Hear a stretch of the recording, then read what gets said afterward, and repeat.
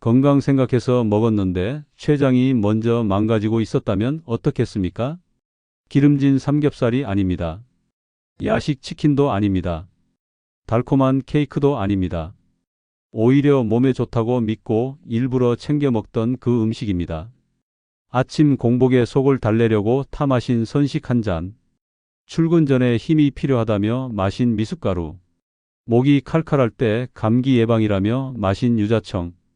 소화에 좋다며 습관처럼 타 먹는 매실청.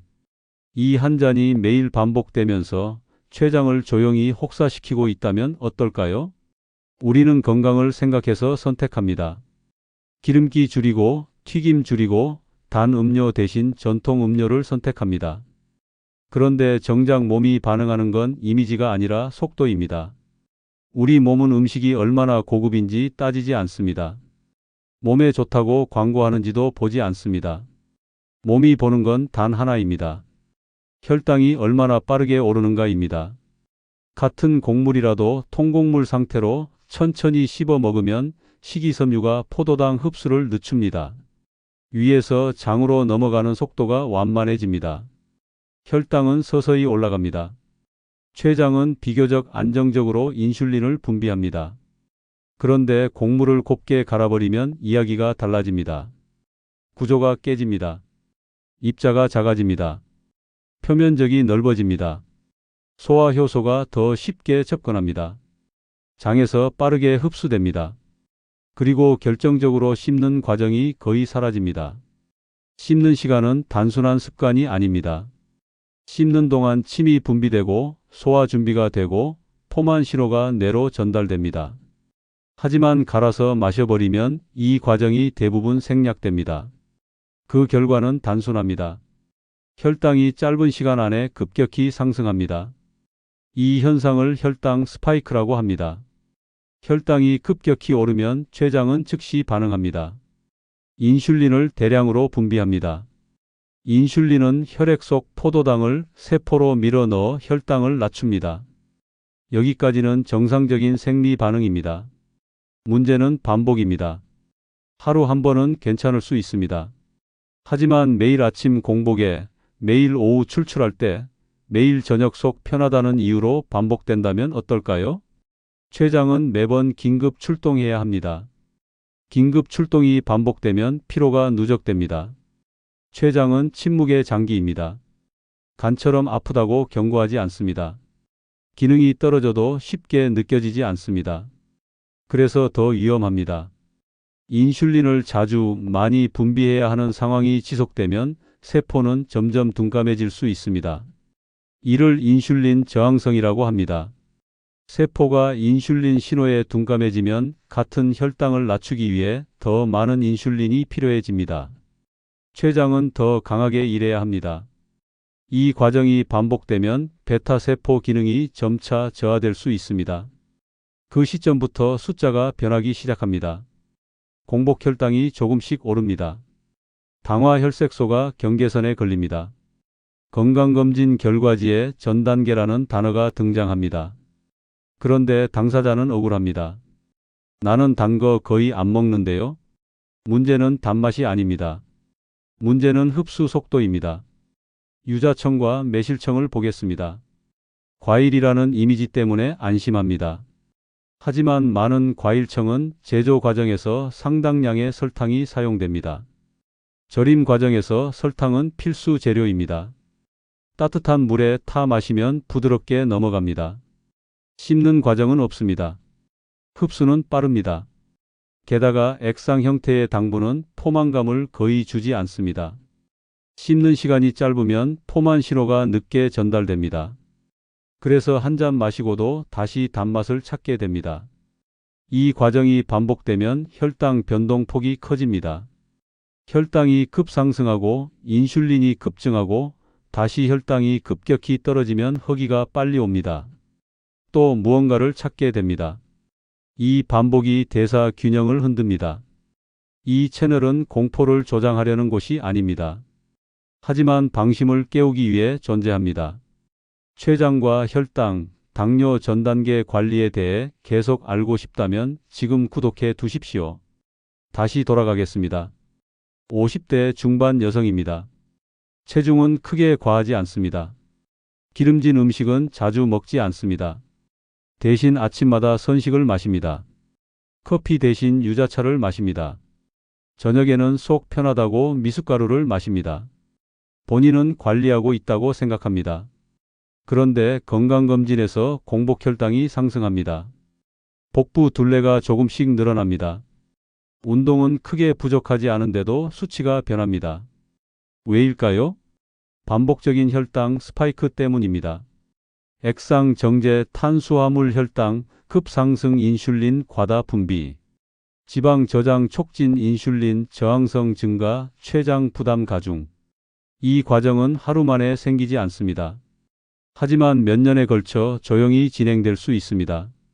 췌장은 매번 긴급 상황에 투입됩니다. 긴급 상황이 반복되면 시스템은 지칩니다. 그리고 어느 순간 회복이 더디기 시작합니다. 우리는 흔히 기름진 음식이 췌장을 망친다고 생각합니다. 물론 과도한 지방 섭취는 대사에 부담을 줄 수 있습니다. 하지만 췌장을 가장 지치게 만드는 것은 반복적인 인슐린 과다 분비 상황입니다. 그리고 그 원인 중 하나가 바로 빠르게 흡수되는 탄수화물입니다. 이제 실천으로 넘어가야 합니다. 첫째, 액상 탄수화물의 빈도를 줄이십시오. 완전히 끊지 못해도 괜찮습니다. 횟수를 줄이는 것만으로도 혈당 곡선은 달라질 수 있습니다. 둘째, 공복 상태에서 단 음료를 피하십시오. 공복은 혈당이 가장 빠르게 오르는 조건입니다. 셋째, 같은 음식이라도 씹어서 드십시오. 생과일로, 통곡물 형태로 천천히 씹는 습관을 들이십시오. 넷째, 단백질과 함께 섭취하십시오. 단백질은 위 배출 속도를 늦춰 혈당 상승을 완만하게 만드는 데 도움을 줄 수 있습니다. 다섯째, 식후 20분에서 30분 가볍게 걷는 습관을 들이십시오. 식후 활동은 혈당 상승 폭을 낮추는 데 도움이 될 수 있습니다. 건강은 이미지가 아닙니다. 건강은 반응입니다. 내가 무엇을 먹느냐보다 내 몸이 어떻게 반응하느냐가 더 중요합니다. 오늘 하루를 떠올려 보십시오. 몇 번이나 씹지 않고 마셨습니까? 선식, 미숫가루, 과일청. 절대 먹으면 안 되는 음식이 아닙니다. 하지만 반복되고 있다면 형태와 빈도를 점검해야 할 때입니다. 췌장은 조용히 일합니다. 혈관도 조용히 변합니다. 그리고 우리는 한참 뒤 숫자로 확인합니다. 지금 바꾸면 늦지 않습니다. 우리가 놓치고 있는 건 단순히 혈당 숫자가 아닙니다. 진짜 문제는 혈당의 변동폭입니다. 많은 분들이 공복 혈당만 봅니다. 건강검진에서 95, 99, 100이 이런 숫자에 집중합니다. 하지만 그 숫자는 하루 평균의 한 지점일 뿐입니다. 문제는 하루 동안 혈당이 얼마나 크게 출렁였는가입니다. 아침 공복에 선식 한 잔을 마셨다고 가정해 보겠습니다. 공복 상태에서 곱게 갈린 탄수화물이 빠르게 흡수됩니다. 혈당이 급상승합니다. 췌장은 즉시 대량의 인슐린을 분비합니다. 인슐린이 과다 분비되면 혈당은 빠르게 떨어집니다. 문제는 여기서 끝나지 않습니다. 혈당이 급격히 떨어지면 뇌는 에너지가 부족하다고 느낍니다. 그러면 허기가 빨리 옵니다. 당기는 음식은 대부분 또 빠르게 흡수되는 탄수화물입니다. 이 패턴이 반복되면 어떤 일이 생길까요? 첫째, 지방 축적이 쉬워집니다. 인슐린은 혈당을 낮추는 호르몬이지만 동시에 지방 저장을 촉진하는 신호이기도 합니다. 인슐린이 자주 많이 분비되는 환경에서는 지방 분해가 억제됩니다. 특히 복부 지방 축적과 연관될 수 있습니다. 둘째, 인슐린 저항성이 점점 높아질 수 있습니다. 세포는 반복되는 높은 인슐린 자극에 둔감해질 수 있습니다. 그러면 같은 혈당을 처리하기 위해 더 많은 인슐린이 필요합니다. 췌장의 베타 세포는 점점 더 과로하게 됩니다. 셋째, 만성 염증 환경이 형성될 수 있습니다. 혈당 변동 폭이 큰 상태는 산화 스트레스를 증가시키는 것으로 보고된 연구들이 있습니다. 이 산화 스트레스는 혈관 내피 기능을 저하시킬 수 있습니다. 즉, 이 문제는 췌장 하나의 문제가 아닙니다. 혈관, 심장, 뇌까지 이어지는 대사 시스템 전체의 문제입니다. 여기서 중요한 질문을 던져야 합니다. 왜 우리는 액상 형태에 안심할까요? 부드럽습니다. 소화가 잘 될 것 같습니다. 속이 편할 것 같습니다. 전통 이미지가 있습니다. 하지만 몸은 전통을 평가하지 않습니다. 몸은 분자 단위로 반응합니다. 통곡물을 그대로 먹으면 세포벽 구조가 유지됩니다. 식이섬유가 물리적 장벽 역할을 합니다. 흡수 속도가 지연됩니다. 포만감이 오래 갑니다.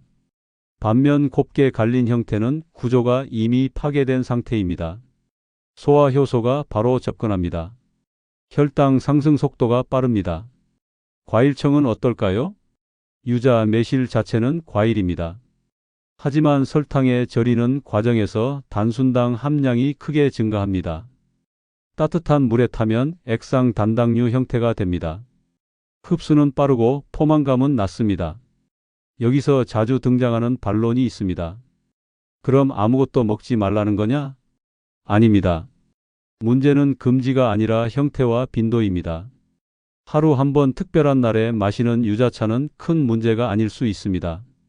하지만 매일 아침, 매일 저녁 반복된다면 대사 부담은 누적됩니다. 이 지점에서 많은 분들이 착각합니다. 나는 살이 많이 찌지 않았으니 괜찮다고 생각합니다. 하지만 인슐린 저항성은 체중만으로 판단되지 않습니다. 마른 체형에서도 나타날 수 있습니다. 실제로 공복 혈당은 정상 범위인데 식후 혈당 변동이 큰 경우도 있습니다. 이것이 더 조용히 진행되는 위험 신호일 수 있습니다. 여기서 한 가지 더 짚고 가야 합니다. 씹는 행위 자체가 호르몬 신호를 바꿉니다. 씹는 과정은 GLP-1, PYY 같은 장호르몬 분비와 연관이 있습니다. 이 호르몬들은 포만감을 유도하고 혈당 조절에 관여합니다. 갈아서 마시면 이 과정이 충분히 활성화되지 않을 수 있습니다. 즉, 씹지 않는다는 단순한 습관이 아니라 대사 신호를 바꾸는 행동일 수 있습니다. 이 채널은 공포 마케팅을 하지 않습니다. 하지만 몰랐다는 이유로 몇 년을 보내지 않도록 돕고 싶습니다.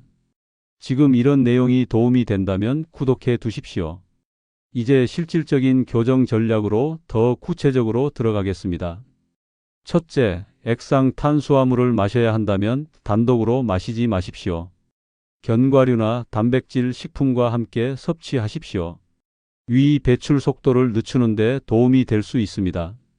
둘째, 선식이나 미숫가루를 마신다면 물 대신 우유나 두유와 섞는 방식으로 단백질 비율을 높이는 것도 한 방법입니다. 물론 당 함량은 확인해야 합니다. 셋째, 과일청은 물에 연하게 희석하고 빈도를 줄이십시오. 가능하면 생과일로 대체하십시오. 넷째, 아침 공복에는 특히 주의하십시오. 공복 상태에서 단순당 흡수는 더 빠를 수 있습니다. 가능하면 단백질이나 섬유질이 포함된 식사 형태로 시작하십시오. 다섯째, 식후 30분 이내 가벼운 걷기를 습관화하십시오.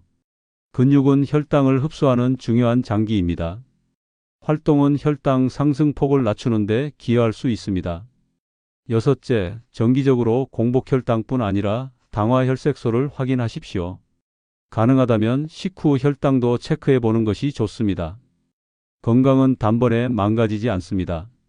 조용히, 반복적으로 습관처럼 무너집니다. 그리고 회복도 마찬가지입니다. 한 번의 극적인 변화는 어렵지만 작은 습관 교정이 누적되면 대사 환경은 달라질 수 있습니다. 오늘 이야기의 핵심은 이것입니다. 문제는 무엇을 먹느냐가 아니라 어떻게, 얼마나 자주, 어떤 형태로 먹느냐입니다. 췌장은 소리를 내지 않습니다. 혈관도 바로 아프지 않습니다. 그래서 우리는 괜찮다고 착각합니다. 하지만 숫자는 거짓말을 하지 않습니다. 그리고 그 숫자는 몇 년의 습관이 만든 결과입니다. 지금 식탁을 돌아보십시오. 건강 이미지에 속아 반복하고 있는 습관은 없는지. 선식 한 잔이 죄는 아닙니다. 하지만 매일의 자동 반복은 점검해야 합니다. 오늘 한 번만이라도 마시지 말고 씹어 보십시오. 그 작은 차이가 췌장의 미래를 바꿀 수 있습니다.